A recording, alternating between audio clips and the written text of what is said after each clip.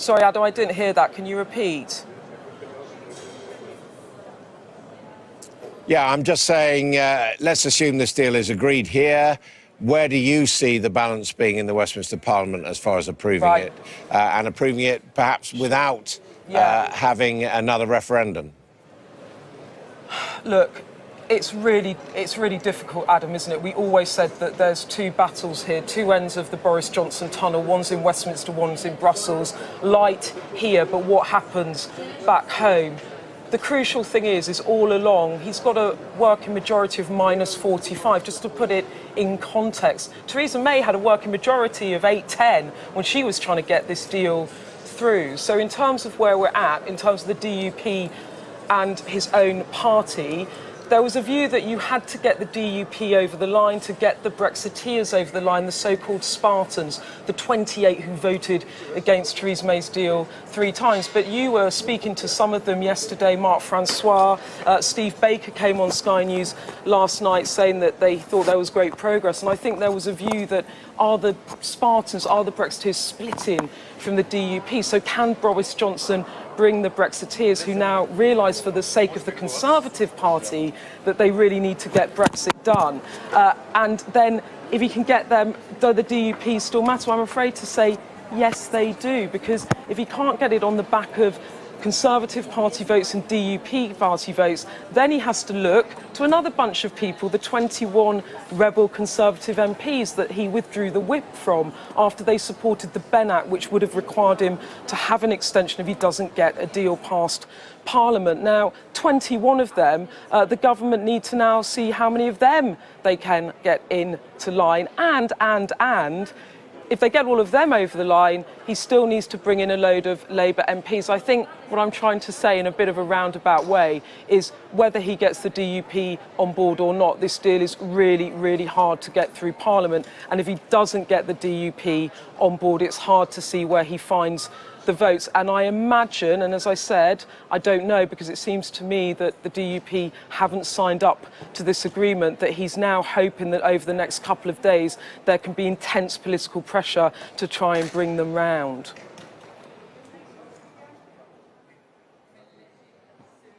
OK, Beth Rigby and Michelle Clifford, thank you very much indeed. Let's go quickly back to Stormont, our correspondent there, David Blevins. Any change in the DUP position since the announcement of this agreement being reached? Adam, in response to the white smoke from the EU, I texted sources very close to the DUP leader Arlene Foster and her deputy Nigel Dodds. The response I have received by text in the last few minutes is, read our statement, it hasn't changed. So it's very clear from the Belfast perspective that the Democratic Unionist Party, Boris Johnson's allies in his minority government, are not on board for whatever deal has been signed in terms of the European Union, in terms of the UK's exit from the European Union. So let's just look again at what that statement from the DUP said this morning, which they're now telling us hasn't changed. As things stand, we could not support what is being suggested on customs and consent issues, and there is a lack of clarity on VAT. They went on to say, we will continue to work with the government to try and get a sensible deal that works for Northern Ireland and protects the economic and constitutional integrity of the United Kingdom. That means that Boris Johnson, I suppose, has between now and Saturday to try and persuade the DUP that the deal on the table does not compromise Northern Ireland in terms of its position in the UK. So I suppose really it's a very challenging few days now in terms of that relationship between the Tories and the Democratic Unionists.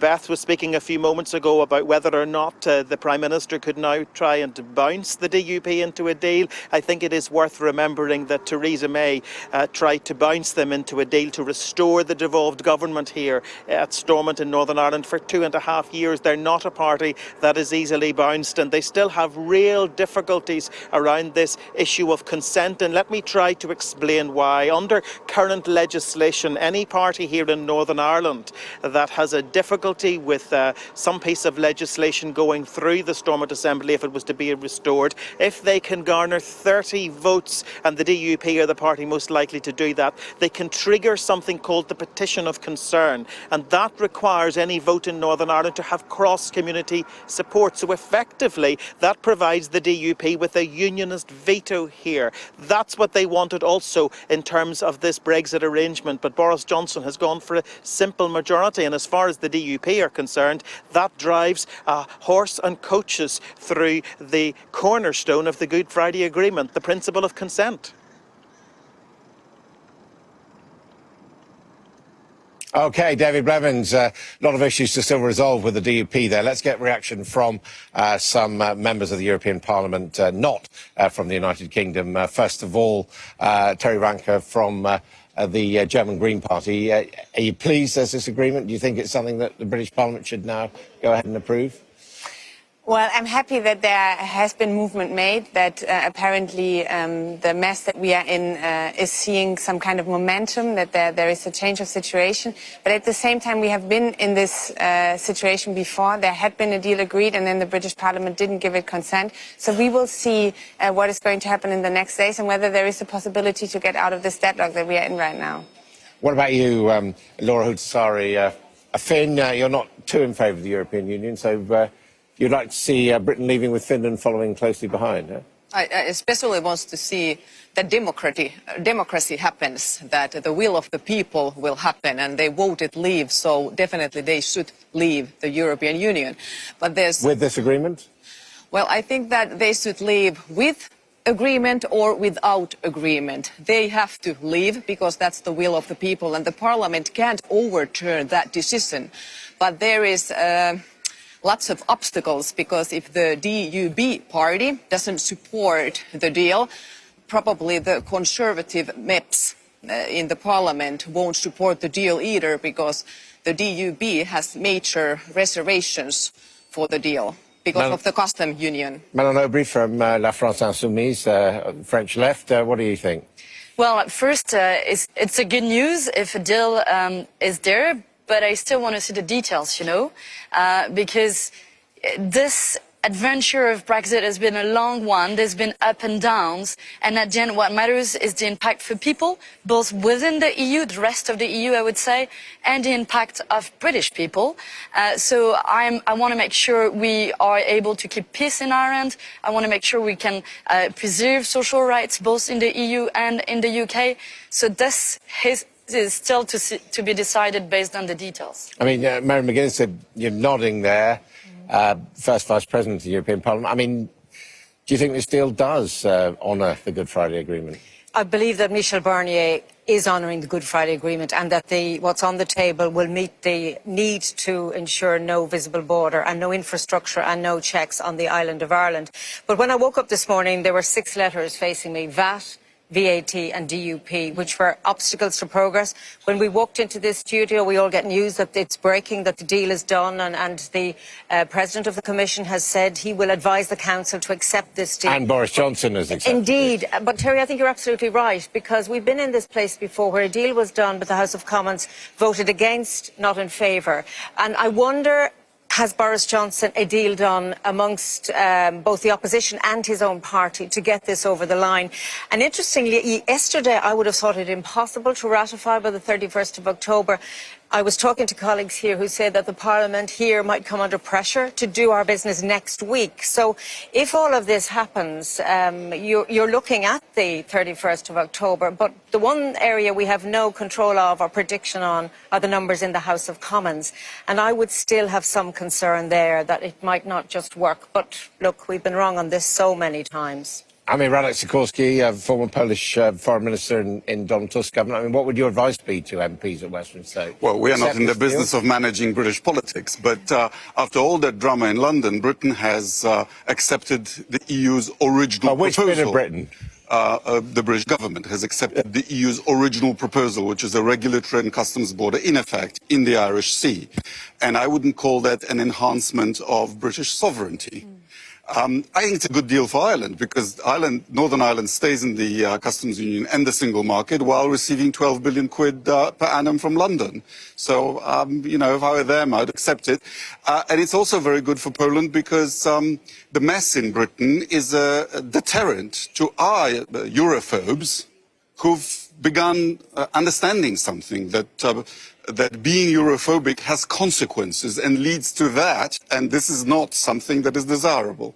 Do you agree with that? That this will put off, maybe even finish Europhobes from wanting to leave because it's been such a bumpy business for Britain? It has already. Well, actually, quite opposite, because I think that the EU democracy is all about if the vote result is wrong, then we have to have a new referendum. Not at all. No. Well, if we really want to respect the people and the people's vote, we support the deal and we support that they leave the European Union. But nobody is rejecting the people's vote. I'm sad that the UK is going to leave, but I absolutely respect it. But just to say to you, in Ireland, we have had second referenda on issues because as a government we failed to explain issues and we took responsibility. And the Irish people might have been cross with us, but they accepted and went to the polls again. So, you know, your idea of a one-size democracy, you vote once and that's forever, is a dangerous shape. So would you be happy if the Labour Party and possibly some Conservative MPs attached a confirmatory referendum to accepting this deal? I mean, my happiness is not the issue here. What would have to be guaranteed is that whatever is required to get this withdrawal agreement through the House of Commons is done. And we had MPs here yesterday from Westminster. But if that meant another referendum? Well, I mean, that's not our issue. We would watch from the side. No, but remember, it's not a referendum. As I understand what the MP colleagues who are proposing that, they wanted to be a referendum on the deal, not on whether we go or we stay, which is slightly different than would what that be you're okay suggesting. with you? It's irrelevant to me because I'll watch it. I won't be engaged in it. Well, it could mean the UK ends up staying. Well, maybe you could answer a question that we don't. Do you think Boris Johnson, in the back of his mind, would agree to that in order to get this deal over the line? I think Boris Johnson lives from day to day and he goes with whatever he can get away with. But he might possibly be able to actually agree to that in order to get the withdrawal agreement through the House of Commons. I just wanted to comment on the whole democratic issue. One should question how we ended up here, and at no point, as member of the European Parliament, no one is questioning why people want to leave the EU. And I think this is the key question.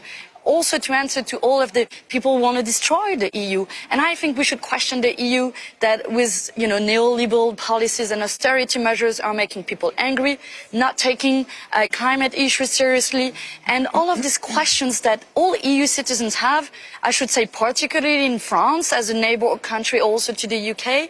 And if we want to avoid such kind of situations I mean, I think future, President Macron once said if there was a referendum in France, the French people might vote for Brexit. Yeah, but no one knows. No one knows, to be honest. Yeah. No one knows. Yeah. We voted against the constitution, and then eventually the EU constitution, and eventually, well, we voted no 55%, and 2 years later they went over that vote, and then the parliament adopted it. So I think there's a key democratic question there. Is there? Can I just say that, I mean, I have campaigned in my life for participatory democracy, for direct democracy, but I think there are certain quality standards that you need to meet if you ask the people a question. And the first thing for me is clarity. And honestly, still today, and we have seen this in a lot of votes in the British Parliament, it's not clear what the British people wanted. Did they want a Brexit where the UK would stay in the single market? Did they want a Brexit where the UK would stay in the customs union? Did they want a Brexit where Northern Ireland would stay in the single market and the customs union? We are not clear about that. Well, we know how it's been defined now. I'm sorry, but what I'm saying is that all of these things should have been clarified by the British government before this referendum was called.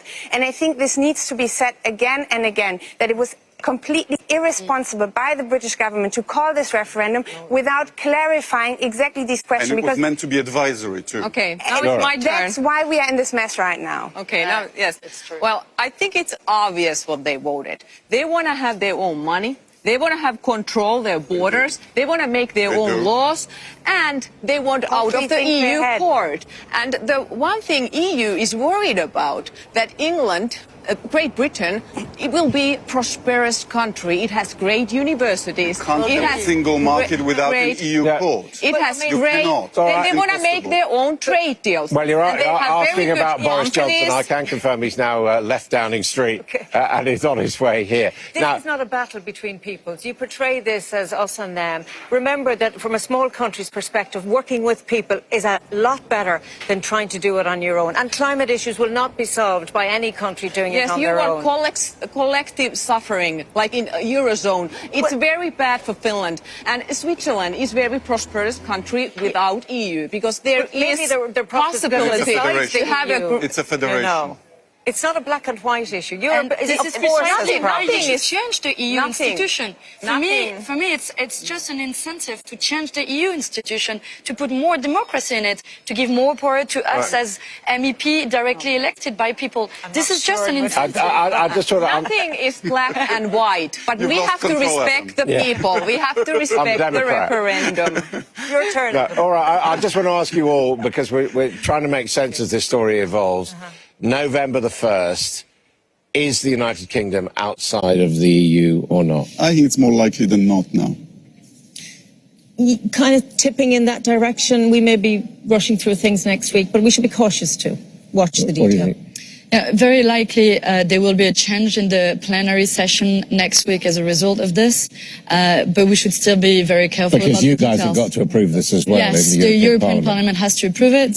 So I'm also the chair of the left group here in the European Parliament, and we've been discussing how to change the plenary agenda. So very likely the plenary agenda will be changed as a result.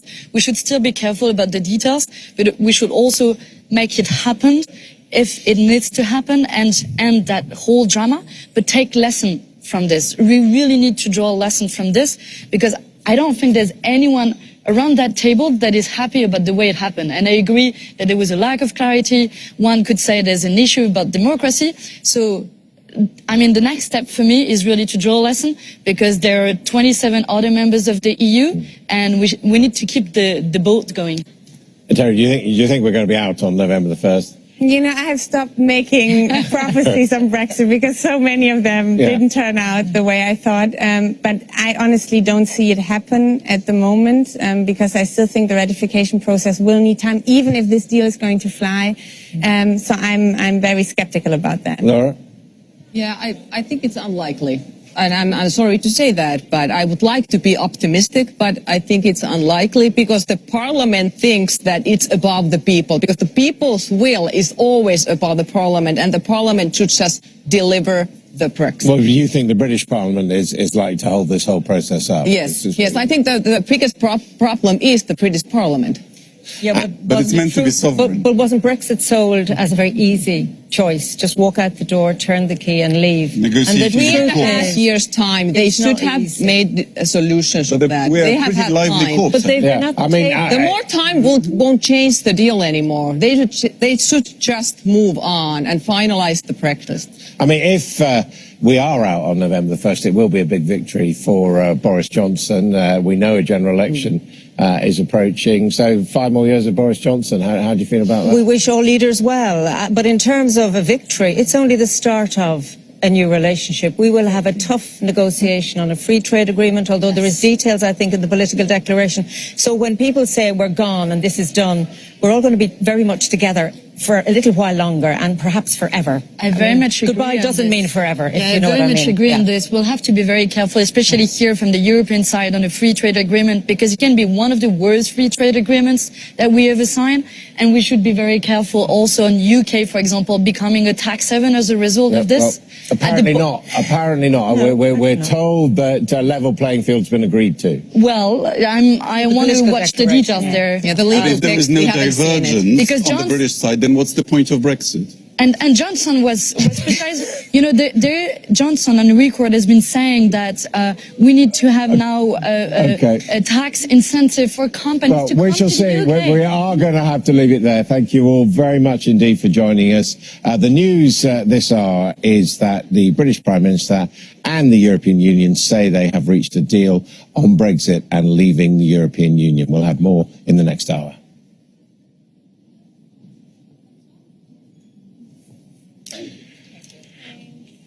Welcome back to Sky News. This is Sky News at 11 o'clock UK time, noon here in Brussels. And the news of the hour is that both sides in the negotiations are saying in the last few minutes that they have confirmed a Brexit deal has been agreed. The Prime Minister has tweeted, "We've got a great new deal that takes back control. Now Parliament should get Brexit done on Saturday so that we can move on to other priorities like the cost of living, the National Health Service, violent crime and our environment. Hashtag get Brexit done. Hashtag take back control."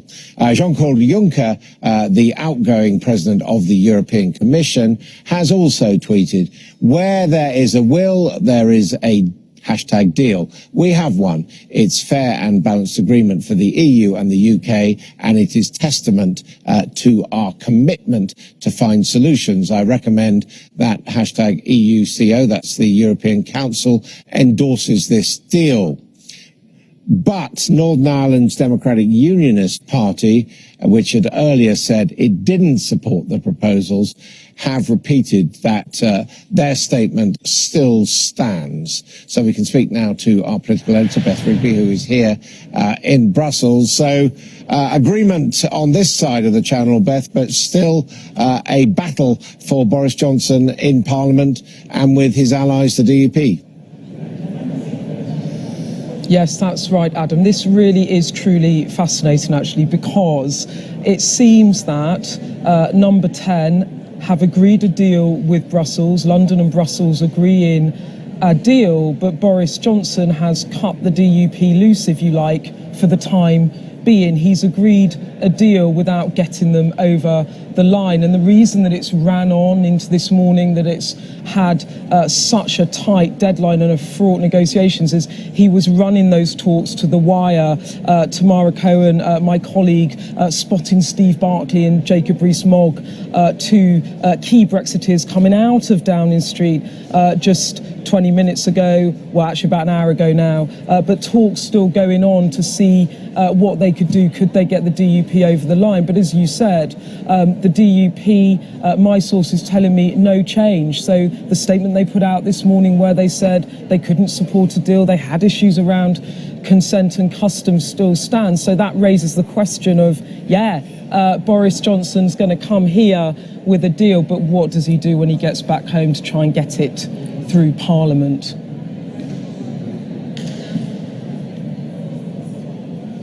And Beth, as far as we can tell, because obviously we haven't had the details or the legal text, how different is this from what Theresa May agreed with the European Union, only to have the British Parliament reject it 3 times? Well, look, Adam, I'm getting some information out of my sources back in London, and what they would say is that Northern Ireland, this will be different from the Theresa May's deal, because crucially, they will argue that the backstop has been abolished, it's been ripped up. You'll remember all along the EU said, we're not reopening the withdrawal agreement, we're absolutely not doing it, but actually they have moved and there is a different arrangement. So from a UK perspective, Boris Johnson will be able to argue that Northern Ireland is out of the EU customs union. It will leave the EU customs union with Great Britain, that Northern Ireland will be able to benefit from free trade deals. But from a EU perspective and a Dublin perspective, there will be no hard border on the island of Ireland, which points to checks between the Irish people. I think Michel Barnier is now speaking, so I think rather listen to him.